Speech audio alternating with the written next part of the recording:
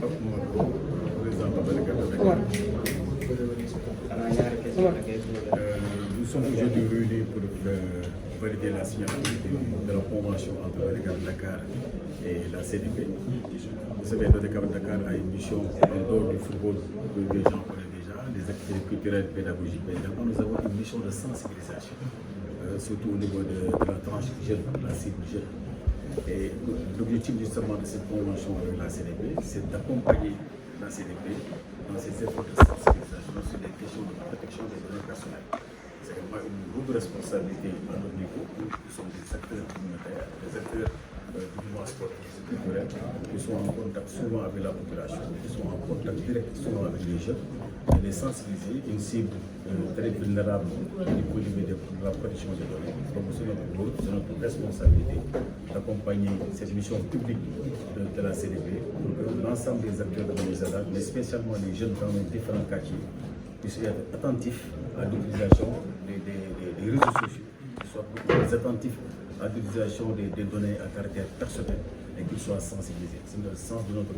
responsabilité et de la mission que nous confions avec la CDP. Avec la signature, avez-vous un message à lancer pour mais le message il sera contenu dans les différentes actions et dans les différentes initiatives que nous allons mener avec la CDP en termes de sensibilisation sur les questions de protection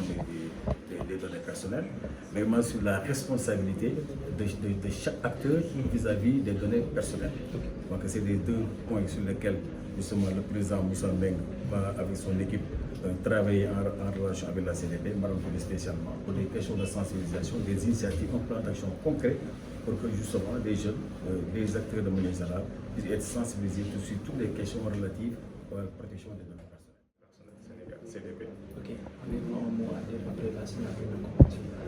Nous sommes tout à fait heureux et honorés d'avoir signé cette convention de partenariat avec l'ODCAV de Dakar. Au nom du président de la CDP, M. Ousmane Djonga, nous remercions le président de l'ODCAV de Dakar pour avoir bien voulu accepter justement de signer cette convention avec la CDP, qui est hautement importante aujourd'hui, justement dans le cadre des activités, des missions de sensibilisation de la CDP, des missions également d'éveil et de formation du grand public des citoyens par rapport au respect de la loi sur la protection des données personnelles. C'est une convention qui est importante parce que vous savez tous le contexte dans lequel nous sommes aujourd'hui avec l'avènement de l'Internet et des réseaux sociaux. Vous voyez tout le temps les dérives qui sont constatées sur leur utilisation. Certes, il y a des avantages, il y a des opportunités à utiliser dans ces plateformes digitales, mais de notre côté, il y a souvent donc des risques et des dangers par rapport à l'utilisation. Et c'est de notre devoir, nous, au niveau de la CDP, de pouvoir sensibiliser le grand public, de sensibiliser donc, les citoyens. Et avoir aujourd'hui un partenaire qui est l'ODCAV de Dakar, qui est également un pilier essentiel de la société, je dirais, sénégalaise, parce que c'est une particularité, je pense, qu'on a au Sénégal, d'avoir donc voilà, cette institution-là qui sert la communauté. C'est tout à fait naturel pour la CDP qu'on ait justement ce cadre de partenariat pour aller ensemble, mais dans la main, pour pouvoir sensibiliser les jeunes, les former sur l'utilisation d'Internet et des réseaux sociaux, mais également les outiller pour qu'ils puissent protéger les données personnelles. Pourquoi le choix de l'ODCAV? Je l'ai dit tout à l'heure, c'est un acteur qui est essentiel dans la communauté. Le président le disait tout à l'heure, les gens pensent que quand on parle de l'ODCAV, c'est juste des activités sportives, organiser des matchs de football. Mais ça va au-delà. Nous voyons clairement le rôle que l'ODCAV Dakar joue dans la communauté pour aider la communauté sur d'autres actions plus sociales. Donc c'est tout à fait normal pour nous, la CDP, de partir main dans la main avec l'ODCAV Dakar pour pouvoir sensibiliser les jeunes, les adultes, en tout cas le grand public sénégalais, dakarois particulièrement, justement sur ces questions qui sont de plus en plus, je dirais, importantes, la protection des données personnelles, la protection de la vie privée des Sénégalais. sunu ndaje bi tey dañoo am feddali ba kóllëre d'abord ak waa CDP ñëw muy ñëw boo xam ne ñëw bu ñu neex la su ko gisee tey ni ñu fi ñëwee pratiquement dama dañu mobiliser ODCAV bi yëpp gaa ñi sax ñoo xool téye sama loxo ñoom dañu xool rek benn échantillon mu ñëw parce que lu ko sabab mooy c'est-à-dire yëg-yëg ak yéene bu am ci accompagner CDP ci liggéey de protection des données personnelles bi mu nekk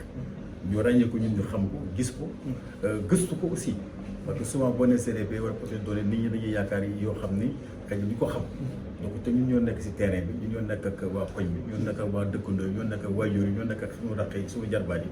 ñoom nag responsabilité su weesoo football bi su weesoo théâtre yi yeneen activité yëpp ñoom nag une nouvelle mission presque laa ko mën tuddee mu nekk une mission nag bu ànd ak jamono mu nekk une nouvelle mission ànd ak jamono ba ànd ak war a ànd ak ñun si lañ nekk parce que njaboot gi yëpp njabootu nawetaan la njaboot gi yëpp nag sans exception si waaye laal rek directement ou indirectement tu es dans le mouvement nawetaan dans nos quartiers donc ñun support lañu également pour jàppale CDP ci liggéey bi jàppale ko ci sensibilisation bi jàppale ko ci vulgarisation bi bu defee ku ci nekk mën a xam la mooy sa taxawaay ak la mooy sa responsabilité vis-à-vis bi nga xam ne mooy protection des données personnelles. ok gannaaw signature bi ndax am nga message booy lancé jeunes yi. waaw message bi nag dina ñëw te dina nekk également ci plan d' action. bi Madame Touré war a liggéey ak ñoom Moussa Mbengue vice-président chargé des questions d' innovation numérique ñoom dinañ ci liggéey mais message bi ñuy wax les jeunes mooy nañ def très attention parce que souvent da ngay def yoo xam ne xëy na doo ko xam mais yaa ngi lor sa bopp di lor keneen ko dul yow. te loolu nag mooy liggéeyu CDP c'est-à-dire une mission de prévention te ñun aussi dañ koy ñëw jàppale ko ci prévention bi ci sensibilisation yi jeunes yi acteurs yi du question jeunes yi kese parce que soo xoolee actualité bi souvent du jeunes yi kese dañuy mettre en avant donc ñëpp la sénégalais yëpp mais spécialement ñun ñi nga xam ne jeunes yi ñoom ñoo gën a nekk couche bu gën a vulnérable ci l'utilisation des portables réseaux sociaux et cetera ñu mën leen a ñaax mu leen a sensibiliser accompagner CDP ci liggéey boobu te loolu nag plan d' action bi ñuy liggéey si fan yi yëpp dina ko génnee pour le travail mën a commencé comme ni ko président Moussa waxee tout à l'heure ci biir salle bi. merci beaucoup.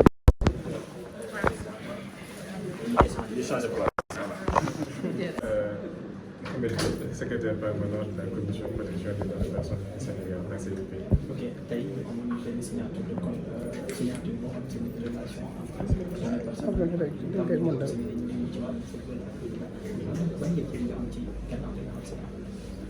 yëg-yëg bu njëkk bi mooy mbégte tey ni ko président sànq waxee di leen sant di leen gërëm ndax ci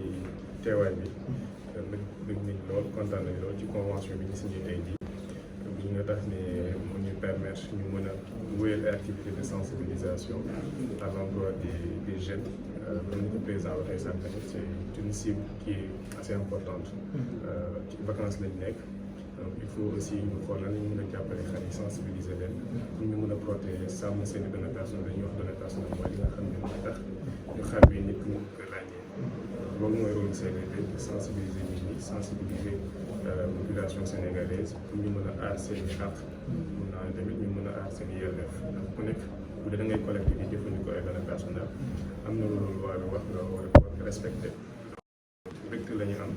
di recevoir ODCAV Dakar ñu mën a sumb ab liggéey maanaam mën a sensibiliser nit ñi jàppale leen former leen ba wax ak nit ñi waxtaan askan wi bu ñu waxee waxtaan ak askan wi tamit mouvement nawetaan daf ci am mën naa ne part bu rëy donc tey jii mbégte bi ñu am noonu ñu signé convention bi dinañu mën a tax ñu mën a wéyal activité de sensibilisation et de formation pour donc les acteurs donc au niveau de ODCAV de Dakar. ok ndax da ngeen a gis ni actuellement sur affaire données personnelles dafa bëri ay risques wala dafa am quelque yoo xam ne si voilà daf leen di dugal ci ay situation yoo xam si ne peut être yéen moo tax ñu am signature waaw boo xoolee léegi maanaam ni ñuy jëfandikoo xarale yu yees yi ñuy wax réseaux sociaux wala internet amaana sax am na njëriñ bu bëri lu ci nekk waaye tamit am na ay gaañ yu ci nekk ñun suñu mission mooy lool ngir mën a yee nit ñi mën a taxawu leen ba jëfandikoo bi ñuy jëfandikoo internet wala réseaux sociaux du leen mën a gaañ te bu ñu tamit jëfandikoo internet ak réseaux sociaux yi dañuy partager suñuy données personnelles suñuy photo suñuy vidéo suñuy image donc ñun suñu rôle mooy justement ñu mën a yee nit ñi ñaax leen ci ni ñu war a jëfandikoo données personnelles yooyu ni ñu war a utiliser réseaux sociaux yooyu léegi nag bu tax ñu xool ak ODCAV parce que gis nañu ODCAV liggéey bu mucc ay bi muy def ci population jeune liggéey bu mucc ay bi muy def ci li ñuy wax ci communauté bi donc tey jii c' est tout à fait normal ci ni ñu ci gërëmaat tamit waa ODCAV bi ñu accepté ñëw bëgg a liggéey ñun comme ni ko président waxee sànq liggéey ñun ci kontaan tamit ñun ñu mën a yéen nit ñi ñaax leen sensibiliser leen par rapport voilà collecte ak traitement de données personnelles par rapport ak utilisation réseaux sociaux ak internet donc gis nañ ni mbir mi di demee ñu ci def suñu kéemtalaay kàttan ngir mën a jàppale nit ñi ñu xool nan la ñuy jëfandikoo internet ak réseaux sociaux yi pour mën a tamit aar ak yelleefu doomu aadama yi. Merci beaucoup en français.